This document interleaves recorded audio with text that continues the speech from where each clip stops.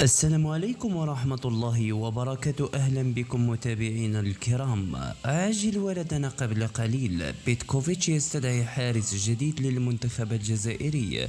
لنتابع التفاصيل واضغطوا لايك لهذا الفيديو. يشهد مركز حراسة المرمى المنتخب الوطني الجزائري حالة من عدم الاستقرار، وهو الأمر الذي دفع المدرب فلاديمير بيتكوفيتش للتفكير جديا في إجراء تغييرات جوهرية في هذا المركز الحساس. وبعد الأداء المتذبذب لحراس المرمى الحاليين في المباريات الأخيرة، بات واضحا أن بيتكوفيتش غير راض عن المستوى الحالي.